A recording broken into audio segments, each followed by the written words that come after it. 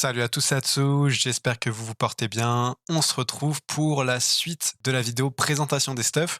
Cette fois-ci, pour les stuffs niveau 200, on est sur un budget un petit peu plus élevé avec des stuffs plus optimisés que pour la Team Success 199 que je vous ai présenté précédemment. Je publierai également tous les stuffs sur mon Discord communautaire que je vais vous mettre en description de cette vidéo pour que vous ayez du coup une petite bibliothèque de stuff, un petit historique en screen, en image des stuffs que je vais vous présenter dans cette vidéo. Donc pour le premier stuff du panda, on est sur quelque chose d'assez low cost quand même, pour pas non plus vous présenter que du haut de gamme, on va dire.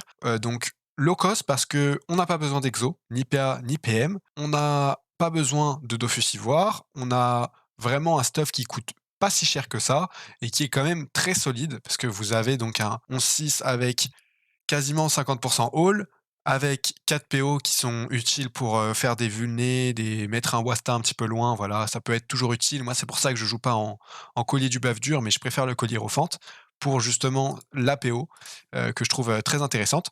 Donc voilà, on est sur du full tank, petit 7 ans de malheur, double panoplie de Anris, donc qui vous donne un très bon bonus de 5% all. Moi, j'aime bien jouer sur le double coiffe cap.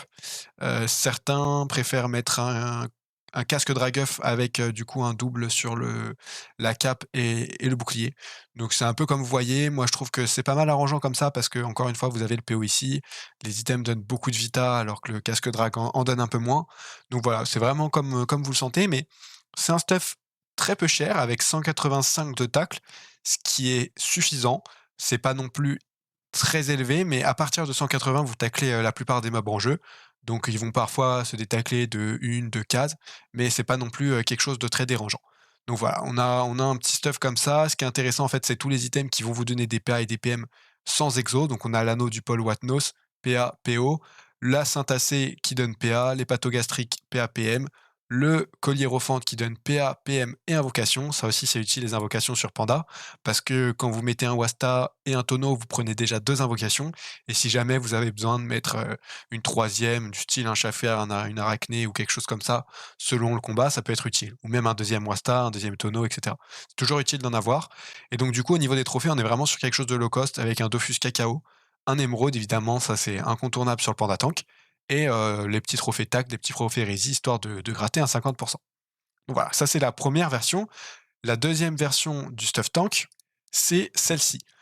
Donc sur cette version, on est sur quelque chose de beaucoup plus haut de gamme. Là, vous voyez, on joue avec des items légendaires. Donc ça, c'est le stuff que je joue actuellement sur mon Panda. La Dame Jessica, c'est quelque chose de vraiment super solide sur Panda Tank. Vraiment, je m'explique, le bonus qu'elle vous donne, c'est-à-dire la capacité du passif à retirer de la fuite sans de fuite aux mobs autour de vous, c'est juste insane. En fait, ça va vous permettre de tacler quasiment tous les mobs du jeu à 100%. C'est-à-dire que tous les mobs qui n'ont pas la capacité de vous pousser, de faire un bond, de coop, de s'attirer ou quoi que ce soit, vous avez vraiment une facilité à les tacler. Et ça fonctionne même si le mob a par exemple, je sais pas, 70 PM. Ça m'est déjà arrivé parfois, on fait des donjons avec des idoles Ulu par exemple, qui donnent beaucoup de PM quand les monstres meurent. En fait, c'est incroyable, mais vous vous retrouvez avec des mobs avec 70 PM qui peuvent pas bouger juste parce que vous avez la Dame Jessica. Donc vraiment, c'est insane. Et aussi, on l'oublie souvent, mais la Dame Jessica, c'est aussi 10% résistance mêlée. Et ça, c'est énorme sur du Panda Tank. On pense beaucoup à la fuite, etc., mais ces 10% résistance mêlée font également la différence. Voilà, c'est pas non plus un item sans lequel on ne peut pas jouer, bien sûr. On peut faire sans la Dame Jessica. Maintenant, si vous aviez à acheter un item légendaire dans ce stuff-là, entre le Phalanster et la Dame Jessica, ce serait bien évidemment la Dame Jessica. Ensuite, le deuxième item légendaire, c'est la droiture de Phalanster. Pareil, ça, c'est vraiment pas nécessaire. Vous avez 10% résistance distance. C'est assez cool parce que moi, j'aime bien taper mon propre panda parfois quand je fais des pugilats avec mon yop ou je prends des zones comme ça. Vraiment pouvoir ignorer en fait le panda. Donc les 10% résistance distance sont utiles. Et puis parfois, vous avez des mobs que vous ne pouvez pas tacler, donc ils vont aussi vous taper à distance. C'est toujours utile. Maintenant, en réalité, vous êtes plutôt mêlé. Quand vous êtes avec votre panda tank, vous jouez parfois en butin 4 pour la plupart des joueurs, parfois à butin 6 ou 8, ça peut dépendre. Mais si vous jouez à butin 4, vous allez avoir la plupart du temps 3, 4 mobs autour du panda, ce qui fait que vous n'avez pas vraiment besoin des résistances distance. Maintenant, il y a toujours le bonus du Phalanster qui vous donne également 10% de résistance supplémentaire. Et ça, c'est pas des résistances distance ni mêlée, c'est un peu un entre-deux. Donc c'est utile parce que ça va vraiment jouer avec les résistances que le Panda a de base, donc avec ses pourcentages de résistance, mais aussi ça va jouer avec la picole et plein d'autres réducteurs de dégâts. Donc vraiment, ça va multiplier en fait la réduction de dégâts, c'est vraiment très, très solide. Donc c'est surtout pour ça. Après, voilà, vous pouvez très bien faire avec un bouclier de Lanris, un autre bouclier résistance mêlée. Vraiment, c'est s'il y avait à choisir, ce serait vraiment la Dame Jessica. Ensuite, du coup, sur ce stuff-là, on a des exos. Ça coûte un petit peu plus cher, comme je vous le disais. Là, je vous conseille de mettre les exos sur vos anneaux, donc PM, PA, quelque chose comme ça. On reste en pathogastrique. Et là, cette fois-ci, on va donc intégrer un petit Dofus ivoire, l'émeraude, bien évidemment, et le tacheté. Parce que le tacheté, il va également vous donner 300 de shield. Donc ça, c'est très très solide sur Panda Tank. Puisque, en fait, à partir du moment où vous ne tapez pas, vous allez proc 300 de shield supplémentaires, plus les 30 crits. Et la seule façon où vous pourriez taper avec un Panda Tank, c'est en faisant un Panju pour attirer un mob. Donc voilà.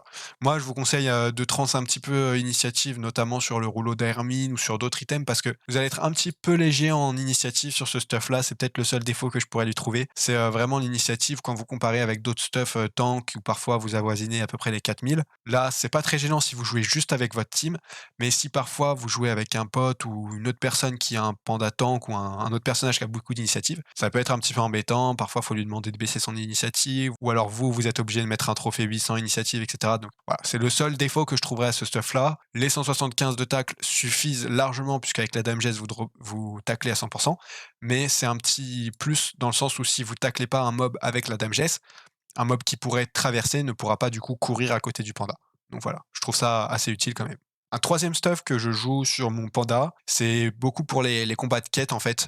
Les combats solo ou quoi, pour pas avoir à faire des échanges de stuff avec mon panda, etc. Je vous conseille aussi, si vous avez les moyens, bien évidemment, de vous faire un petit stuff haut sur votre panda, donc que ce soit pour les quêtes ou pour les combats rapides, les combats de zone, etc. Bon voilà, c'est assez utile, un petit mode haut. Donc là, cette fois-ci, on est sur un stuff avec 6 PO, pareil, Exo, PAPM, donc l'alliance Glours PM que vous allez retrouver sur le stuff tank. Le petit anneau volcan de PA, après vous pouvez inverser, vous vous débrouillez un peu comme vous voulez sur les exos. C'est un stuff classique PVM, ça vaut ce que ça vaut. Voilà, c'est pas très coûteux comme stuff. On a du double volcan pour le bonus panneau. Sans stats, très, très solide. Et puis après, voilà, vraiment des items qui donnent de la PO, donc le chocotte de PO, etc. La cape Mantaz, un PO également. Et vous avez comme ça à peu près 1300 de stats, 125 de puissance et un bon petit 11-6 avec de la PO. Pour ce qui est de l'ennemi maintenant, on est sur un stuff feu avec du soin. Donc c'est un petit peu aménagé avec des items qui vont donner du soin volontairement parce que je joue ennemi. Après, il y a quelques variances que vous pouvez faire, quelques petites variations d'items que vous pouvez mettre si par exemple, je sais pas, vous jouez Feka ou un autre truc d'Ocrit.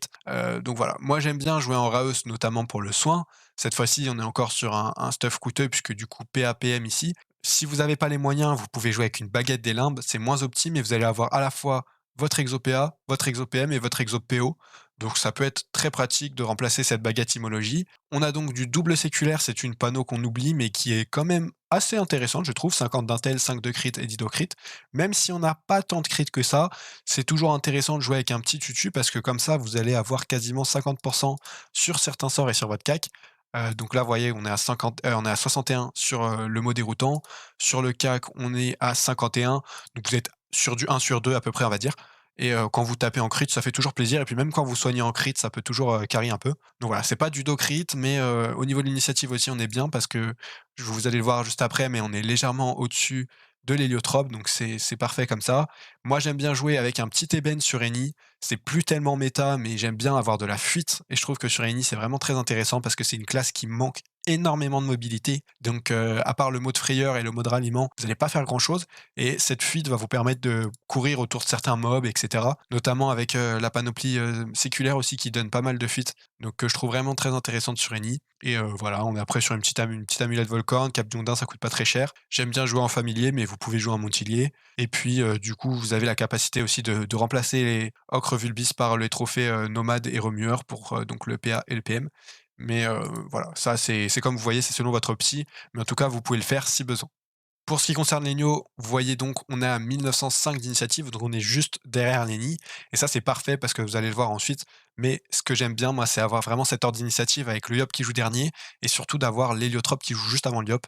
Ça, c'est vraiment très intéressant pour pouvoir placer les portails juste avant, que le mob joue, juste avant le yop pour placer un boss et cetera. Non, vraiment, c'est très intéressant. Donc voilà, on est sur quelque chose de classique, mais vraiment très solide et qui peut toujours être intéressant de présenter. C'est donc du double panneau, donc triple item Alistair avec la coiffe, l'anneau et les bottes et triple item Val et Vénard. Cette fois-ci, on a l'amulette, la cape et l'anneau. Donc ce double item panneau qui vient se compléter vraiment à merveille. Vous allez avoir 2 PA du coup en bonus panneau, 90 d'agilité, 15 dommages et un PO. Donc le PO, il est pas très utile parce que sur Héliotrope, le seul sort qui va nous intéresser concrètement avec la PO modifiable, c'est thérapie pour pouvoir attirer les monstres à distance. Sinon, le reste des sorts, quand vous jouez R, vous n'avez pas vraiment de PO modifiable, donc c'est pas très intéressant. Les 5 invocations, pareil, c'est pas vraiment ce qui nous intéresse, mais ce qui nous intéresse, nous, c'est le 12-6.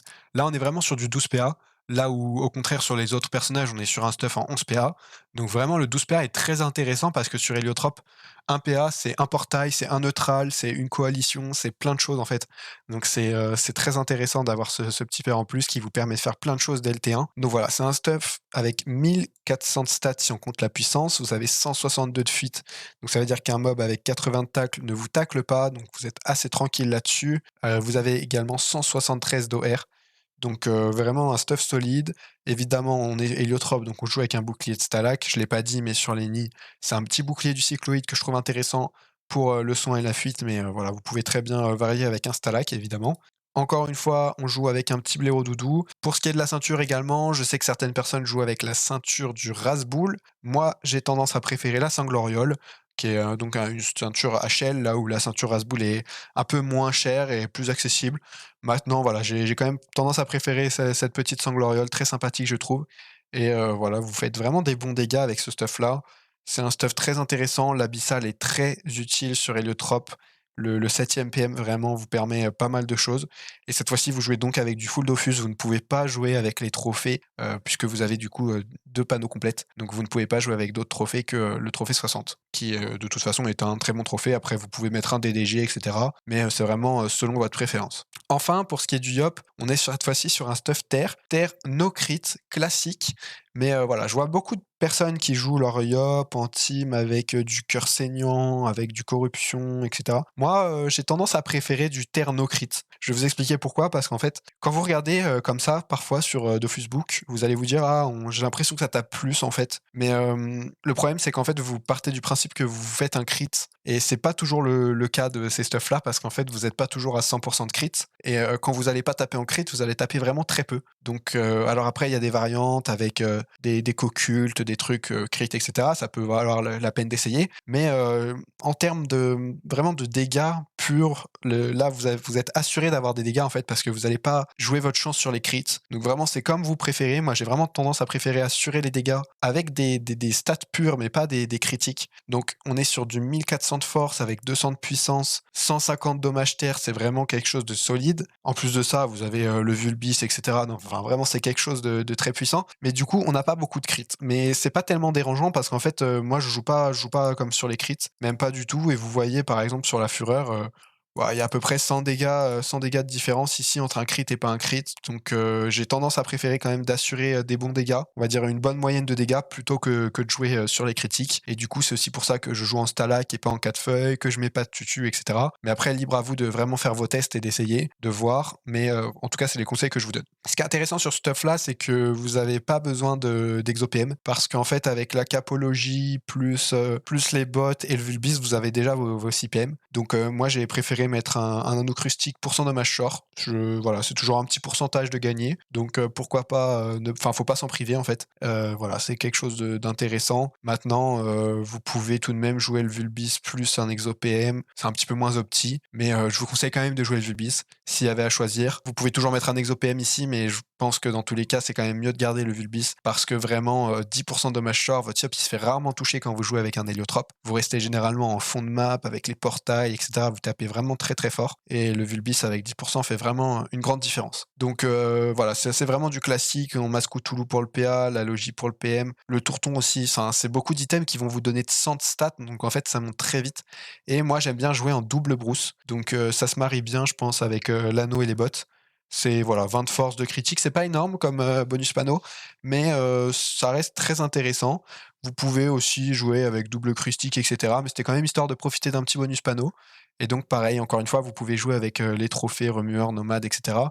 Donc on se prive pas de mettre un enragé majeur et un petit vigoureux majeur. On y va vraiment en mode full alpha sur ce yop-là. Vous voyez, on a 350 de stats et vraiment ça, c'est un yop qui envoie des tartes avec l'héliotrope. C'est vraiment très, très, très, très solide. Donc ces stuffs-là, vous pouvez les jouer sur votre team succès. Donc vous pouvez remplacer Lenny bien évidemment par un Enu, mais moi je le joue aussi sur ma team classique. Donc vraiment, c'est mes stuffs de tous les jours que j'utilise depuis que j'ai repris le jeu quasiment. J'ai pas vraiment changé beaucoup de d'items à part peut-être sur le panda tank qui s'est, un peu upgrade au fur et à mesure que je progressais, donc avec les items légendaires et cetera. Encore une fois, je le répète, ça dépend vraiment de votre budget et voilà, c'est à peu près tout ce que je voulais vous présenter pour cette team. J'espère que la vidéo vous aura plu. Je vais donc poster ces stuffs dans mon Discord communautaire qui sera en description de cette vidéo. Si ça vous intéresse, je peux faire un 3e épisode pour vous présenter quelques petits stuffs, incarnations et des trucs fun à jouer. Mais voilà, là au moins je vous ai présenté, les stuffs 199 et 200 qui seront utiles pour vos teams succès et vos teams classiques. Donc voilà, n'hésitez pas à me dire pour le 3e épisode, mais du moins j'ai fait le tour de ce que je voulais vous présenter pour le moment. J'espère que cette vidéo vous aura plu et moi je vous dis à la prochaine. C'était Atsu. Ciao.